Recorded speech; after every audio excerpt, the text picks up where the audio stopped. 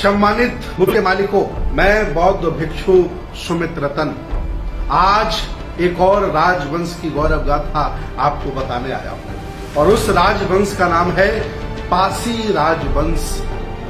भारतीय इतिहास उठा के देखिए, बौद्ध दर्शन का साहित्य उठा के देखिए, चाहे वो तिब्बती हो, चाहे वो हीनयानी हो, चाहे वो महायानी हो और चाहे वो बर्मा श्रीलंका का साहित्य हो, आपको पता चलेगा कि पासी राजवंश में कितने बड़े बड़े गौरवशाली राजाओं ने जन्म लिया है। लाखन पासी जिन्होंने लखनऊ बसाया, सातन पासी, बीरा पासी जिनकी तलवार से जम्बूद्वीप के क्षत्रिय अपने आप को कहने वाले डरा करते, ऊधा देवी, डालदेव पासी, स्वेलदेव पासी, ऐसे तमाम इस राजवंश में राजा। याद रखिए, आप सभी लोग श्रमण परंपरा के समर्थक हुआ करते थे, बुद्ध के अनुयायी हुआ करते थे, क्षमता का भाव था आपके मन में, आप बहादुर थे, वीर थे, लड़ाका थे। आपने अपने गौरव से, आपने अपनी ताकत से भारत का शासक बनने तक का सफर देखा।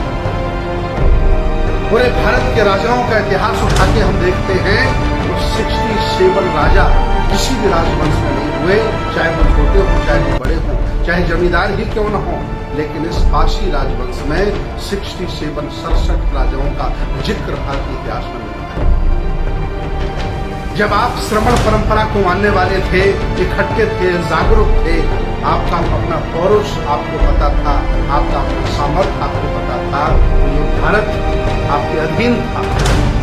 और जो लोग आज आपको नीच कह रहे हैं, छोटा कह रहे हैं, अछूत कह रहे हैं, आपके मुंह पर थूकने का काम कर रहे हैं, कभी आपके घरों में पानी भरा कर देते। मैं कहना चाहता हूं आज पूरे देश के पासी खानदान के लोगों से, शातन पासी के परिवार के लोगों से, लखनऊ शहर बसाने वाले बिजली पासी के परिवार के लोगों से, इस राजवंश के लोगों से कि आप अपनी पुरानी शक्ति को पहचानो, आप अपने इतिहास को जानो, आप अपनी संस्कृति को जानो।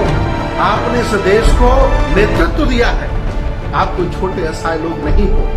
इन मनुवादी लोगों ने, ब्राह्मणवादी लोगों ने, आप शासक थे इसलिए इतना बद से बदतर कर दिया, आपसे शिक्षा लेकर, आपसे धन लेकर, आपको वंचित करके, आपको अछूत करके, और देखिए बद से बदतर कर दिया। मैं चाहता हूं आज अपने फिर गौरव को पहचानो और जितने भी अपने और अन्य भाई हैं उनका साथ दीजिए।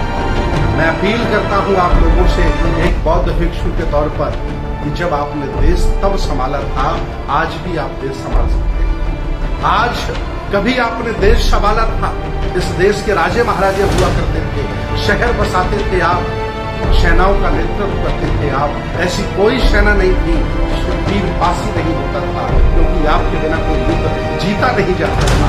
लेकिन आज आप आज MP MLA आपको नहीं बनने दिया जा रहा है, आप देश के प्रधानमंत्री नहीं हैं, बड़े बड़े पदों पर आप नहीं है। क्यों?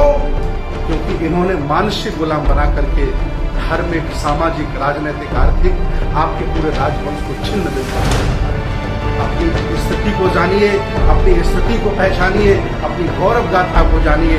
कभी आपने देश संभाला था, इतने राजे महाराजे दिए थे, आज ऐसा क्या हो। इसलिए मैं पासी समाज के लोगों से, बिजली पासी के खानदान के लोगों से, ऊधा देवी के परिवार के लोगों से अपील करता हूं कि उठो, जागो और अपने गौरव को पहचानो कि आप इस देश को बनाने वाले थे, इस देश को चलाने वाले थे, इस देश को बहुत कुछ देने वाले थे।